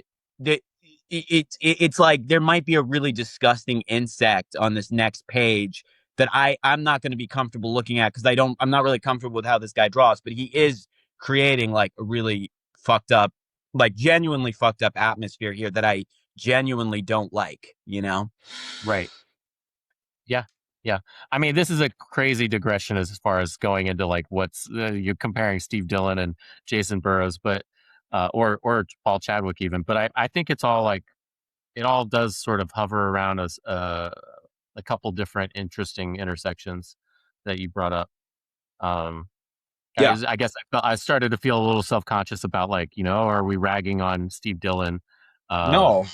or whatever? I don't think that we are, but I worry that a certain stripe of fan might feel that we are. But No, again, I mean, if that stripe of fan I is guess. listening, let me just say it's like I've read, I mean, at least over 100 Steve Dillon comics, thousands of pages of his, and Right. Heartland remains actually a very important comic to me. And I think it's like maybe the heart of what we're talking about is like suspending us. And I guess this is something I'm thinking about a lot, like viewing comics in terms of other art or viewing comics as comics. And if you're viewing comics as comics, like Steve Dillon is doing something, but it's hard to because criticism and the way we've talked about comics is I think is kind of poor in general. It's hard to get at what makes him a really effective and important comic artist and not necessarily an artist that you'd be able to explain in other terms, you know? Right. Um, so Yeah. this guy though, Dave McKean, he's That that's a great transition. We definitely have to talk about this insert. Yeah. So it's called out on the cover. Special insert. Death talks about AIDS and safer sex. Again, this is like this is coming out in the end of '92, early '93, and you know, the AIDS crisis is in full effect. Um, so I would say that this is actually very cool that they did this at the time. It definitely like reads a little cringy now in some ways, but I would say it's like I think a lot of the problem with looking at it now, aside from sort of the cutesy nature of some of it, is just that we now know that Neil yeah. Gaiman is like a bad person, and in ways that I don't know if I guess allegedly ways that revolve around sex, particularly. So, and sexuality. So, um, you know, And there's at that. the time, he was considered very like sexually progressive. Right. Like he was considered like a bit edgy, but like a more or less. If I was at the time, if someone was like, "Well, is Neil Gaiman? Do you consider him a feminist?" I'd probably be like, I don't know if I have something to base that on, but yeah, yeah. I mean, Yeah. that's the kind of vibe around him, and so he's doing this. Probably, I mean, I don't know. This probably really helped some people, and especially if they read it at, like the audience that this is aimed at, sort of like alternative-y, gothy 13 or 14-year-olds, probably Yeah. stuck in a lot of people's minds, and I would imagine was helpful to some people. It's a step-by-step guide of, how to practice safe sex, and they show Yeah. you How to wear a that put the condom. condom on, a It's a banana, yeah, called out banana, and just so we it's don't get censored by YouTube or whatever. I mean, I Um, do like this. It's like the blackening of the bottom of the banana, and so it looks. yeah. I mean, you gotta. It's graphically like I like it. I mean, I Yeah. love seeing Dave McKean's like non-cover work, and it's just a monologue from the at the time extremely popular character Death, Yeah. Very, about very this popular. Yeah. Gen X icon. I Mhm. guess, right? I mean, it's I so would of say that so. time. Yeah. Yeah. I am a young, on the young cusp of Gen X, but yeah, I mean, this was like, I have to imagine this was like a editorially driven thing. They were basically like going to do a AIDS awareness thing, and so they got their most popular writer, pretty much, and Yeah. the guy who did the craziest, coolest covers, and who was at this time serializing his sort of magnum opus, sort of overblown solo comic Cages. So this is like deep in Cages. the middle of Cages. Yeah, this is Cages, one of those comics that I loved as a teenager, but It's cool. honestly I couldn't tell you what the fuck it's about. And it doesn't matter, Religion. really. Yeah. It's like a lot of good drawings, basically. Um, but I yeah, this do is think like it is deep in that era. editorially it is editorially driven because well I don't know, but this is another interesting aspect of this comic where it's like this is Jeanette Kahn's era of being the Right. publisher at DC. And I've heard this story about 7 Miles a Second where James Romberger, it's 7 Miles a Second is also about AIDS and it's about David Wojnarowicz who passed and James Romberger, this major American artist who passed of AIDS. And James Romberger was very close and Marguerite Van Cook who did the coloring. They're a couple and they were close with David. They do this comic basically about David Wojnarowicz dies in the middle of making it, and they knew he was going to die because he had AIDS and he was dying. But it was people knew this was going It, to it, happen. it was a time when if you had AIDS, you did not die. Right, Like, right. It was yeah, a death sentence. So they're working yeah, on this as he's during this death sentence, and he passes away during the construction. And then James Romberger and Marguerite Van Cook complete it based on performances David has done and turning those performances into a comic book structure. And what I've heard is that they couldn't find a publisher for it, or they didn't have a publisher for it. They did an art show of the pages, and Jeanette Kahn happened to see it, like happened to go into a gallery and see it. And after seeing it, she was like, "Oh, well, we have to publish this." And when I think that's of that, I'm amazing. like, "Yeah, amazing," because it's like, "Hey, we're a publisher. Like we can publish. This is obviously good, and we can publish this because when we are a comic book publisher." And so I bet this was driven by her. And it's like, I mean, I don't know. Is that going to happen in the Dan DiDio era? Are they going to do something like this, or is Marvel at the Yeah. time? I mean, is this Tom Well, Dan DeFalco? Didio's gone now, but yeah, no, that's I didn't know if you were talking about now, but yeah, that I mean that's not a No, I thing mean, that yeah, totally. Yeah, that's not a thing. I mean, I feel like there's probably a smattering of other PSA kind of things that happen, but what you actually see more of is Marvel Comics presents the Northrop Grumman, you know, Avengers team up comic or whatever. Like I think there was literally something like that. One of those fucking war crimes companies. Yes. had a Marvel comic come out, That wasn't so long ago either. That was maybe like in the last 15 years. Or, yeah, of course comics at this time were doing PSA. I mean, I remember reading like Shadowhawk and the main character was dying of AIDS. But it's like Yeah, but I but mean they're that's using more of a grindhouse take on the whole thing, right? I but it's have like AIDS, they're so therefore I will dress up as a Nighthawk and break people's spines like Bane, like, yeah. and I have also, don't forget, I have Wolverine claws, But like, there's no information in that. I mean, it's sort of like you feel the Eisner bait. They're like, look, we did. He's it's our character and he has AIDS. It's like there's nothing beyond it. Like there's nothing right, beyond that. Where this is actually like this is much riskier because it's right. not. They're not It's embedding it speaking into the plainly story, about so they won't. sex. Huh? Yeah. Well, I was just saying it's riskier because they are literally just talking about Yeah. sex, and Yes. and hey, Yes. if you're gonna have sex, you should do this, and you could abstain, but like, here, put a condom on, Right. And I think like the Shadowhack example is interesting because it's like if comics at this time were going to discuss AIDS, it would be like, look what can happen. Look at the tragedy that can happen from unprotected sex, and this even affects the superhero.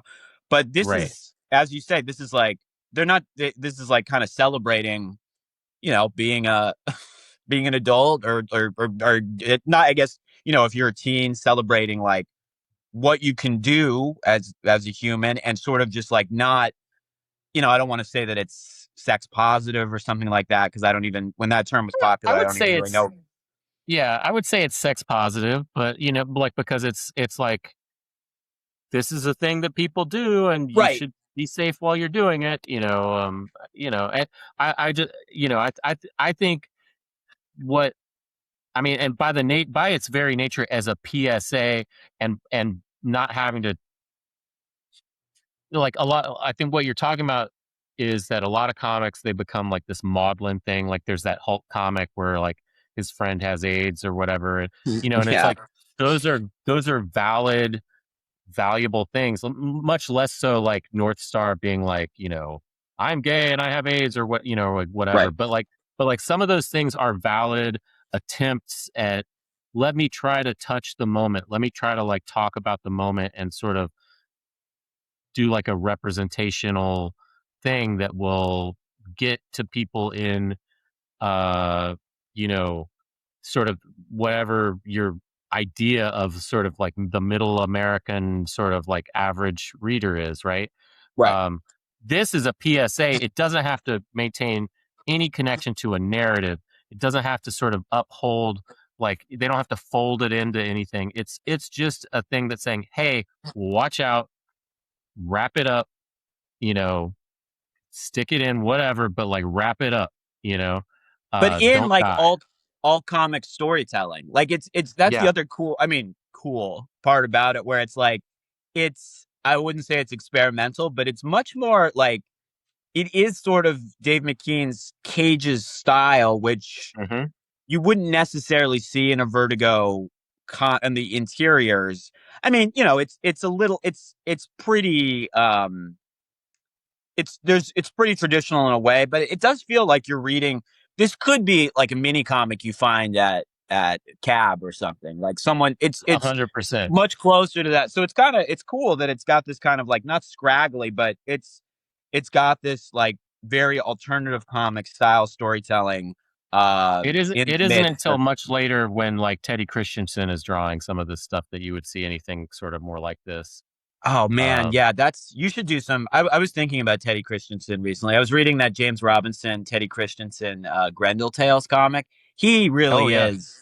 He's he's he's a really fantastic. special. He's Unfortunately, I think it's like he would end up drawing these things that I ended up sort of hating, like, House of Secrets. I remember really not liking, I've uh, read a lot of a Steven lot. Seagal comics. Steven T. Seagal. I've plotted through a lot of his stuff just to Yeah, to just to to look read at the the Teddy art. Christensen. Yeah, Yeah. But yeah, I think that this is a net positive, this death, insert, and I think yeah. it's only mildly cringy, and of course it is, sort of problematic because of the guy who wrote it. But when you divorce it from that, it's like a bunch of nice little drawings. Like, I love sort of the kind of weird, you know, sort of nervous body energy, body language that Constantine has here, and um, I like and a this. very nice drawing of a banana. Yeah. I wait. What are you? Which Just this page is kind of that? sequence where it's like, I just like this character moving along.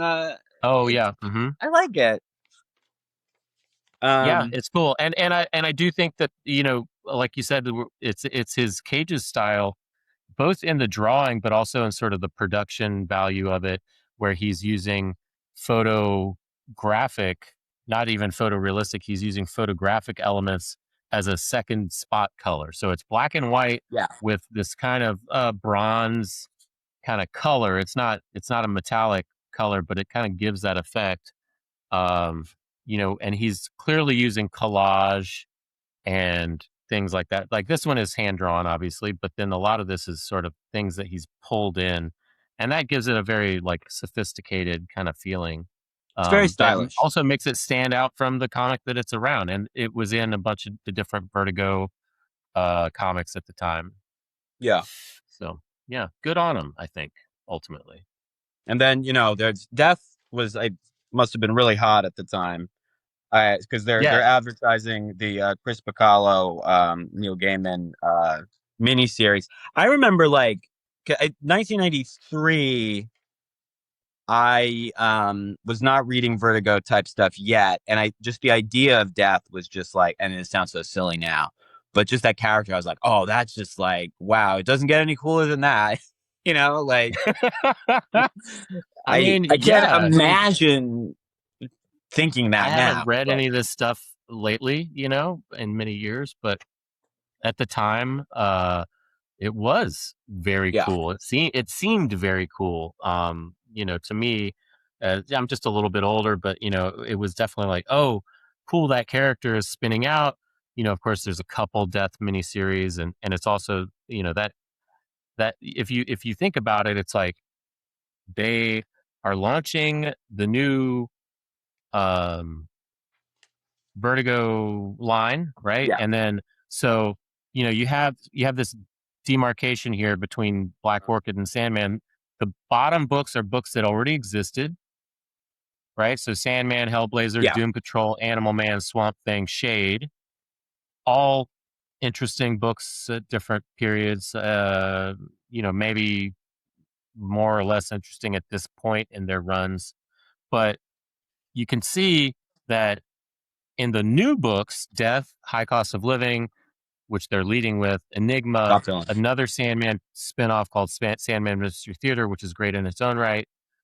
Mercy, which I kind of don't remember. Kid Eternity, Never heard of that. with Mercy. Yeah. Yeah, it's like I can kind of remember the logo, I think, but like I literally can't remember the team. Kid Eternity, Grant Morrison and Duncan Fregredo. And then Sebastiano, another Grant Morrison thing with Steve Yao. And then Black Orchid, another Neil Gaiman thing. Is that Dave McKean?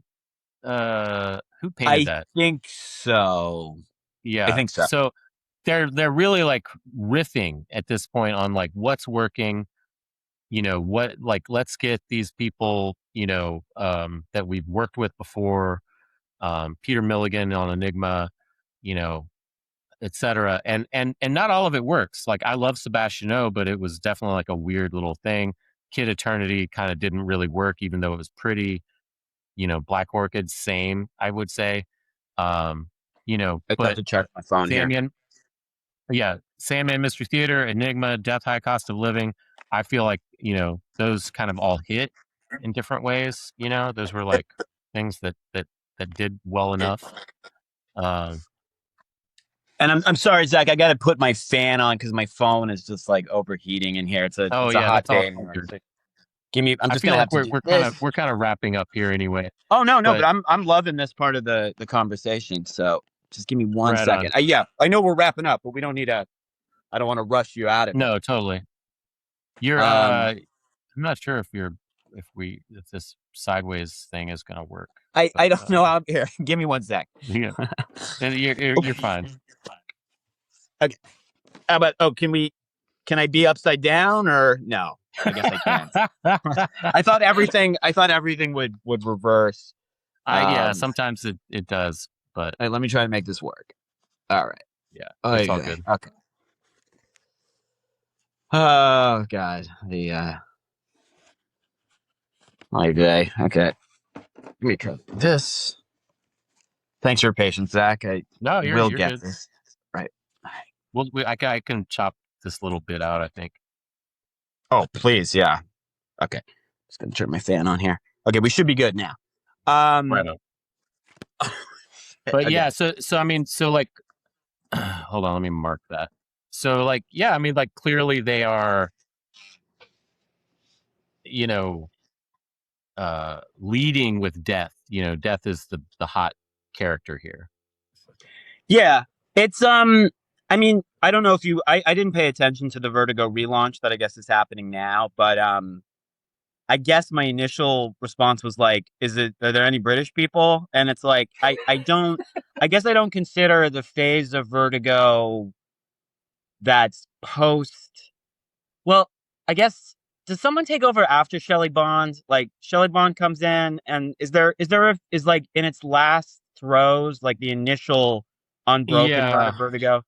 I think my memory, and I could be speaking out of turn, but my memory of it is like Jamie Rich and some other people were sort of in charge of it for that sort of like, we're relaunching, but not really. And, of course, relaunches, but not really don't generally like capture the imagination, you know, usually.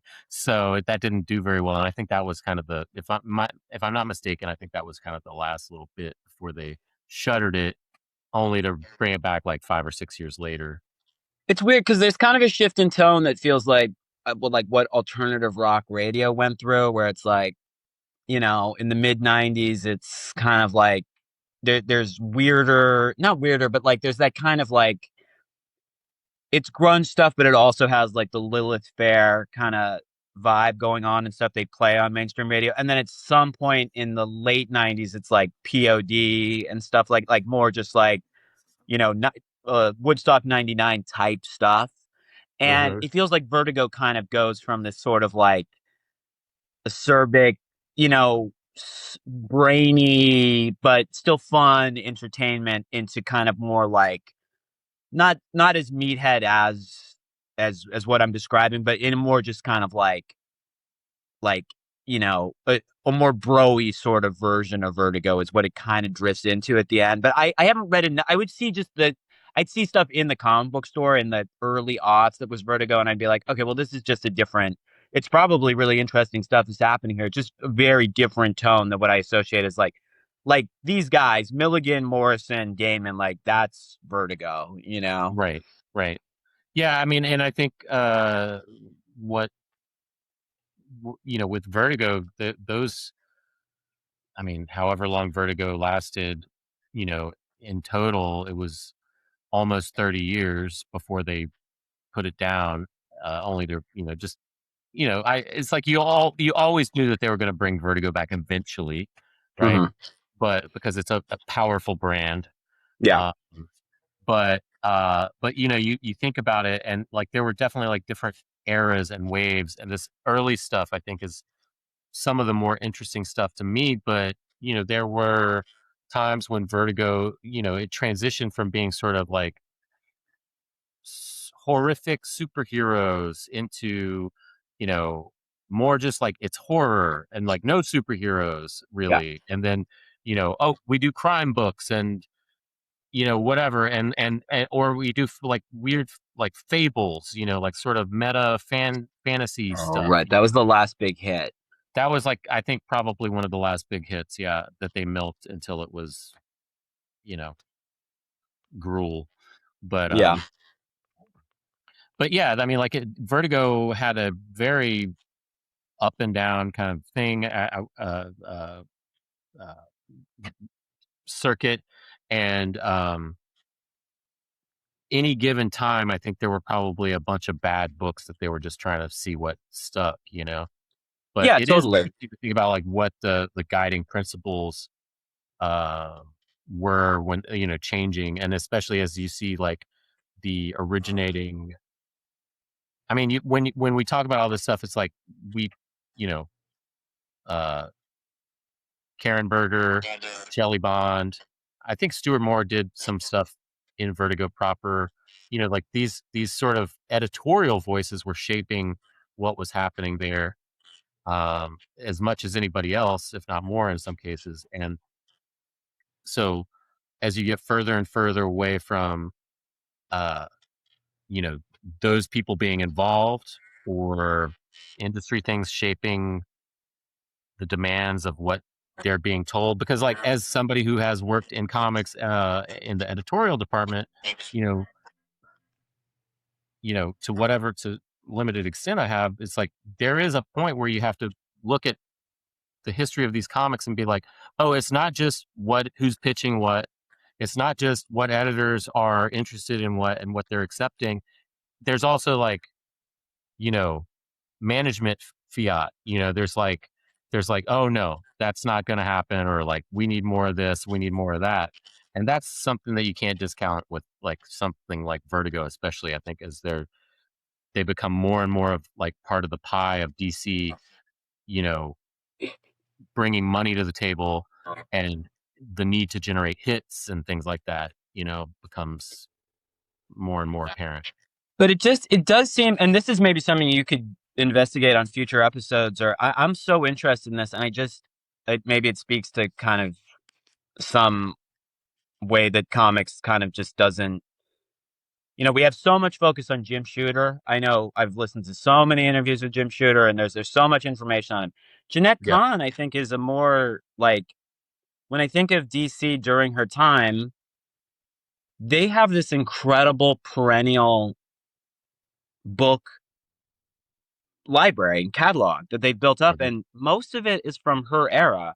And Vertigo is, yeah, Karen Berger and Stuart Moore do these things. I don't think if and I just don't know anything about Jeanette Kahn, but it seems like during her era these kinds of things happened. And I've heard that story about 7 Miles a Second, which actually was part of Vertigo Variety. I mean, this incredible, like, this book written by David Wojnarowicz, and it's just on the stands of, I remember being on the stands of a local comic book store when it came out. It was just right next to everything else. And so it's like, I'm really interested in, like, when we think of like the prime Vertigo stuff and it being allowed to mature or whatever, it's like, it does seem like Jeanette Kahn is a big part of that. And you look at all these, like, you look at like Marvel's perennial library, and it's like, what is it? Born Again, and maybe a couple Daredevil stories, where it's like DC has a lot of like books that they, working in comic book stores, you sell them all the time. So, and then this kind of like, we've been talking about the flaws of this Hellblazer comic, but overall, it's a pretty professionally done thing, and it approaches a level of seriousness, and it came out monthly, and it seems like, I can't imagine 1993 Marvel doing something as sophisticated as even this issue. Yeah. No, I mean, like, they were chasing other tales, like, at this point, for sure. Yeah. And I mean, like, they did try to do some Vertigo-ish stuff, but again, it's like what you're talking about, the sophistication level of the materials that these people are pulling from, where they're like, okay, this John Constantine was like a bit character in Swamp Thing, and then eventually they're like, hey, we're going to spin him out and give it to some other writers and do this thing and build him up and whatever. But like, even just that little bit that they were pulling from as a piece of Swamp Thing has so much more dark matter to it or whatever, that they could work with than almost anything that they were doing at this time at Marvel. And I think, like, when you talk about Jeanette Kahn, I'm not like an expert on her or anything, but my understanding is that she comes from, like, I think Ms. Magazine. She comes from, like, real magazine publishing. She is a feminist. Like, she is somebody who's like, you know got a broad spectrum of interests, and who comes at it from like a magazine publisher's, sort of perspective. And she brings that sort of openness to like ideation that, whoever a Shooter, for all his strengths, he was a very strong editor. Like, he's a weird dude, and probably a a pain in the ass to work with, but he had a lot of good ideas as an editor in chief. But Commercial genius. commercial genius, I mean, for real, and actually like had a lot of strong storytelling ideas. But for all of that, he couldn't do what she could do. Yeah. Like he couldn't. He didn't foster the. I mean, and really, I think what it probably comes down to almost more than anything else is fostering the environment of Yes. Yeah. collaboration and the freedom to like try new things and to really think like a publisher of a variety of materials versus I want to make the best Marvel comic possible. I want to, here's how we're going to tell this story. You have to mention everybody's names and like all that kind of stuff that Shooter brought to the table that was valid and valuable. He was also like a bit of a tyrant from all, reports. So, I mean, he was not creating the sort of anything goes, freedom zone that Khan was. But I mean, other than say something helping, I mean, he helped. I think he gave Archie Goodwin the go ahead to do Epic, and so he was fostering his own things. But it was a different world, I guess, is all I'm saying. So. Yeah, that's a good I mean, Epic. It's like where the perennial collections for. I mean, I guess there's Electra Assassin. I guess Yeah. and I know we should probably wrap this up, but okay, is it Levitz who takes over after Khan? Yes. Yeah. Okay, this is a question that I think would be really interesting. Okay, Khan, it's like, and she's not responsible for these things. The artists are, obviously. But okay, you've got Watchmen, Dark Knight Returns. You've got the Sandman series of graphic novels. What are some other those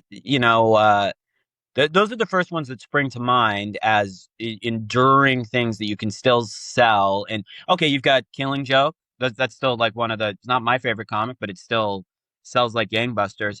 What are the perennials, like trade paperback perennials under Levitz's era? Because I can't we've both worked in comic book stores post Levitz and Khan, and it's like, I don't know if I was selling a lot of trades, except like stuff that came out that week, just like 20-year-old trades from Levitz's era versus Khan's era. But maybe I'm missing something. Maybe I'm forgetting something. Yeah, I mean, it's hard to say, and I don't want to speak out of turn because it's like, I mean, I just did pull up his wiki just now just to be like, can I get a real sense of this? But not really. But he was like in charge for some pretty cool things, but it's an interesting question. Like, what was his guiding principle versus what she brought to the table? And I think that is a topic. He's a comic book guy. Yeah, he is. I mean, he's 100% a comic book guy. And I mean, he's aside from oh, what did I do here? Oh, there we go. Aside from oh wait, shit. Are we recording still? I think we are. I see a red light. Okay, cool.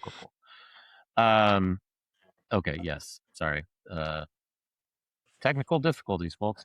But yeah, aside from like the fact that he was publisher or president, for a good long period, and he basically worked at DC for 35 years in different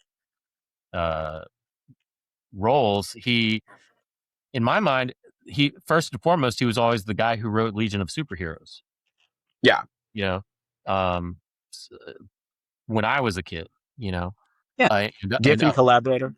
Yeah, and a big Giffen collaborator, and and then at some point Giffen took the reins on that, and that was a whole other era.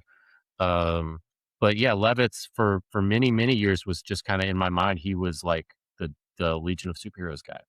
So he's definitely like more of a comics guy, than Jeanette Kahn was a comics guy. 5 years later happens under Khan. I wonder, because that's like yeah. I think it's got to be. let's see. Yeah, because she was publisher until '89, but then she became editor in chief. So yeah, so she only left in 2002. Wow, Mm. she was there forever. So yeah, so I mean, like she had a very strong, um, reign for sure. Yeah, so that was Jeanette Kahn for 5 years Yeah. later. And that, I mean, that was the sort of the post Watchmen, you know, just we've got to up our mature readers game every way we can, Yeah. time, which, I mean, this is part of like, when did 5 years later happen? I guess that's another good question. Isn't that like around, like, it's got to be around like right after Crisis? So is it like 1987? It started in '89, so it went from Okay. '89 to '84. So that's this time, right around when Vertigo is about to be created too. So, As I said, 87. If David King is watching this, he's like screaming at yeah, he's like 89, 89. Yeah. the Flight Ringers. Shout out to the Flight Ringers. Yeah. But yeah.